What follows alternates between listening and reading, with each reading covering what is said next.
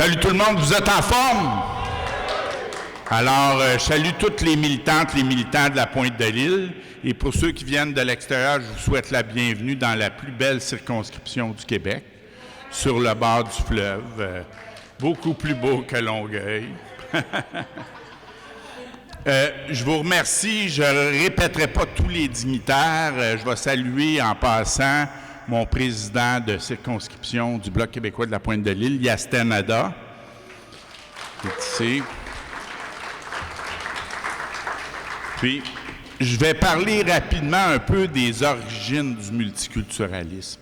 Vous savez, le gouvernement fédéral présente sa loi linguistique, sa loi sur le multiculturalisme comme découlant de la commission Laurendeau-Danton. C'est faux. En fait, même Guy Rocher a beaucoup travaillé là-dessus. Au départ, la commission Laurendeau-Danton avait été demandée par André Laurendeau dans un éditorial du Devoir.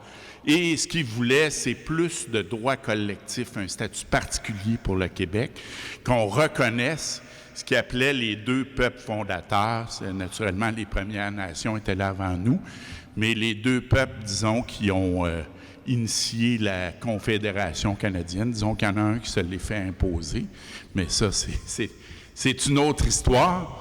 Mais la commission Laurendeau-Danton était supposée venir un peu corriger les injustices, parce que dans les années 50, début 60, les gens s'apercevaient que le français était en déclin. Il n'y avait à peu près aucun service en français dans le gouvernement fédéral.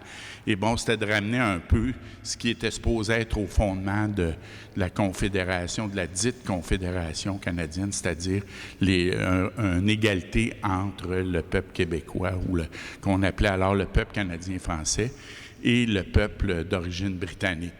Et à mesure que ça a avancé, la commission Laurendeau-Danton a été lancée. C'était à ce moment-là Lester B. Pearson qui était le premier ministre, le chef du Parti libéral, et lui avait fait un enjeu de faire une commission. Ça s'appelait la commission sur le biculturalisme et le bilinguisme, pour bien marquer la notion des deux peuples fondateur.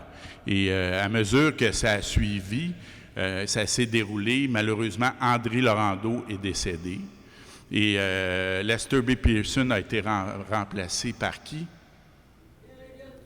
Pierre Elliott Trudeau, effectivement.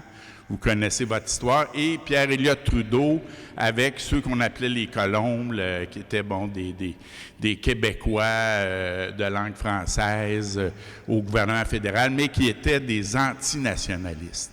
Et Guy Rocher dit que le multiculturalisme est une invention de Pierre Elliott Trudeau, mais moi, il y en a d'autres, pour éviter de parler de la nation québécoise.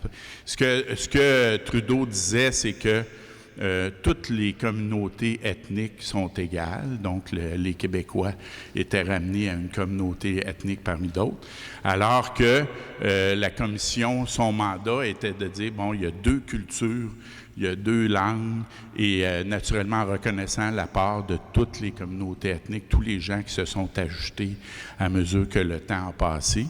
Et malheureusement, Justin Trudeau a repousser toutes les revendications plus basées sur le principe de territorialité, de droit collectif de la commission Laurendeau-Danton. Et il a repoussé la notion de deux cultures pour le multiculturalisme qui venait banaliser l'identité québécoise. Puis en tout cas, pour faire une histoire courte, moi, j'ai commencé à militer avant le référendum, puis à un moment donné, il y avait le comité, je militais beaucoup dans Parc Extension, qui est le quartier le plus multiethnique au Québec, le point d'arrivée des nouveaux arrivants.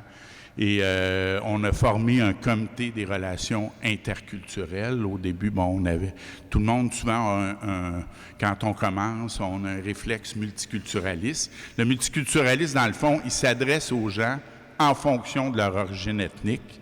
Et il y a tout un système de subvention. Ils subventionnent, ils utilisent l'argent de nos impôts pour que les gens fonctionnent un peu en silo, fonctionnent un peu en ghetto. On n'est pas contre, au contraire, je pense que les gens qui viennent d'ailleurs nous apportent toute la part de leur culture d'origine, puis c'est un enrichissement.